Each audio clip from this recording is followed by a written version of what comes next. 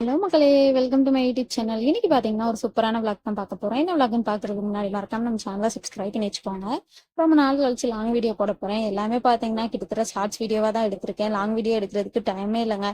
So அதனால எல்லாத்தையும் collage பண்ணி அப்படியே ஒரு வீடியோவா கிரியேட் பண்ணியிருக்கேன் நான். ஸோ அந்த டேயோட என்னென்ன மினி vlog, என்னென்ன வீடியோஸ் எல்லாமே பாத்தீங்கன்னா ஆட் பண்ணியிருக்கேன். ஸோ அன்றைக்கு பர்டிகுலரான டேல பாத்தீங்கன்னா இப்போ என்னன்னு தெரியலங்க, அந்த பலாப்பழ சீசன் போயிட்டு இருக்கு. ஸோ அதனால எங்க பார்த்தாலும் பலாப்பழம் கிடைக்கி. எப்பயுமே எனக்கு பலாப்பழம் அந்த அளவுக்கு கிடைச்சது கிடையாது. இந்த தடவை நிறையவே கிடைச்சிச்சு. அதெல்லாம் உட்காந்து நான் கம்பெனில சாப்பிட்டுட்டு இருந்தேன். டேஸ்ட் சூப்பரா இருந்துச்சு. எனக்கு பலா சொல்ல அவ்வளோ பிடிக்குங்க. சொல்ல அளவே இல்லாத அளவுக்கு பிடிக்கும். அதனால நல்லா எனக்கு பிடிச்ச மாதிரி சாப்பிட்டு முடிச்சிட்டேன்.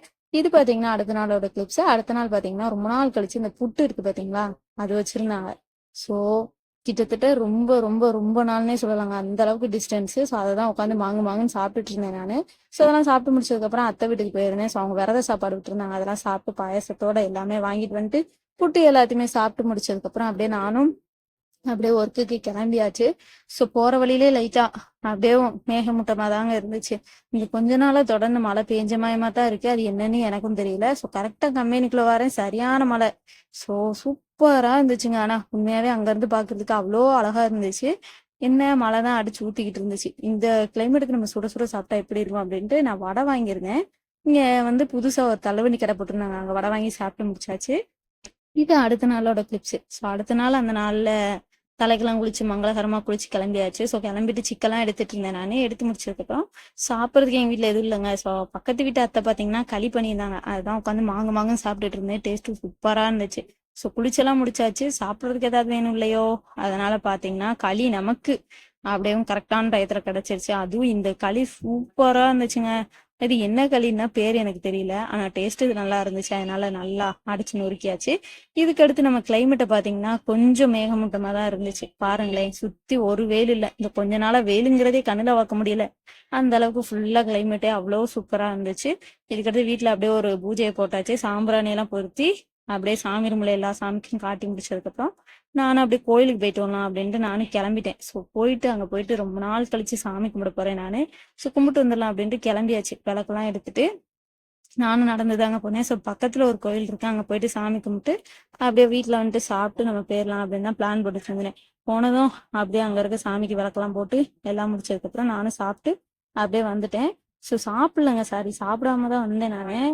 வந்துட்டு நம்ம கடையில வாங்கி சாப்பிட்டுக்கலாம் அப்படின்ட்டு பூரி வாங்கினேன். பூரியும் சாப்பிட்டு ரொம்ப நாள் ஆயிடுச்சு. நான் என்னால பூரி வாங்கிட்டு வந்திருந்தேன். 2 பூரி தான் வாங்கிட்டு வந்திருந்தேன். பூரிய பாருங்க என்ன லட்சணத்துல இருக்குன்னு. எனக்குன்னு வாய்க்கிறாங்க, என்ன பண்றது. ஆனா நான் குருமா எதுவுமே வாங்கலைங்க. ஸோ இதுக்கு காம்பினேஷனா சட்னி சாம்பார் தான் வச்சு கொடுத்துருந்தாங்க. டேஸ்ட் உண்மையாவே நல்லா இருந்துச்சு. பாக்குறதுக்கு ஒரு மாதிரி இருந்தாலும் டேஸ்ட் பாத்தீங்கன்னா உண்மையாவே சூப்பரா இருந்துச்சு. ஸோ அந்த நேரத்துக்கு இதுதான் கிடைச்சிச்சு எனக்கு. அதனால நானும் அப்படியே மாங்குன்னு பாத்தீங்கன்னா உட்காந்து சாப்பிட்டுட்டு இருந்தேன். எப்படி பத்தி பரவசமா இருக்கேன்னு பாத்தீங்களா. ரொம்ப கஷ்டங்க. ஸோ ஒரு வழியா இதெல்லாம் சாப்பிட்டு முடிச்சதுக்கு அப்புறம் ஆஃப்டர்நூன் அப்படியே வீட்டுக்கு கிளம்பிட்டேன். நான் எல்லா ஒர்க்கையும் முடிச்சுட்டு ஆஃப்டர்நூனுக்கு சாம்பார் சாதம் வித் முள்ளங்கி 65 விளைஞ்சி வச்சிருந்தாங்க. வித்தியாசமா இருக்குல்ல, எனக்கே வித்தியாசமா தான் இருந்துச்சு. அதே மாதிரி டேஸ்ட்டும் சூப்பராகவே இருந்துச்சு. அதை தான் உட்காந்து மறுபடியும் மாங்குன்னு சாப்பிட்டேன். ஸோ மேக்ஸிமம் நீங்க இந்த வீடியோல என்ன பார்ப்பீங்க அப்படின்னு பார்த்தீங்கன்னா ஃபுல் அண்ட் ஃபுல் சாப்பிட்ற ஐட்டமாக தாங்க பார்த்துட்டு இருப்பீங்க.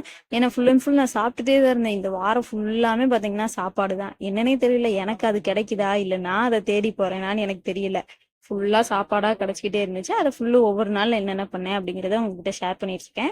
இது அடுத்த நாள் மார்னிங் எடுத்தது. ஸோ அந்த மார்னிங் டயத்துல பாத்தீங்கன்னா என்னையே தான் தோசை சுட சொல்லியிருந்தாங்க எங்க மம்மி. அதனால உட்காந்து சுட சுட தோசை சுட்டுட்டு இருந்தேன். அப்படியே நானும் தலைக்கெல்லாம் குளிச்சுட்டு மங்களகரமா இருந்தேங்க.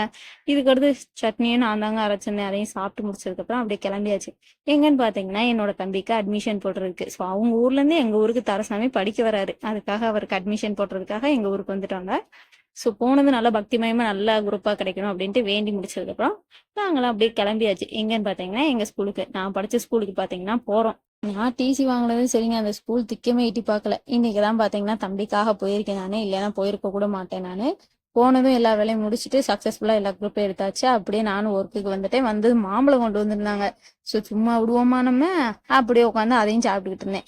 ஏன்னா எல்லாமே சாப்பிட்றது தாங்க. உண்மையாவே எனக்கு என்னன்னு தெரியலங்க, இந்த வாரம் ஃபுல்லாவே அவ்வளோ சாப்பாடு கிடைச்சிச்சு. எனக்கு அவ்வளோ ஹாப்பியா இருந்துச்சு. இது முடிச்சதுக்கு அப்புறம் நைட் டைம்ல என்னோட ஃப்ரெண்டு ஊர்ல இருந்து வந்திருந்தாங்க.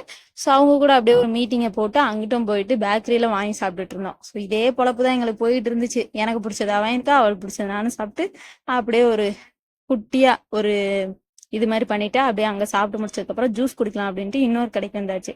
ஸோ நானும் அவளும் பார்த்தீங்கன்னா ஓரியோ தான் வாங்கியிருந்தோம். டேஸ்ட்டு சூப்பராக இருந்துச்சு. 2 பேரும் அப்படியே உட்காந்து குடிச்சிட்டு இருந்தோம்.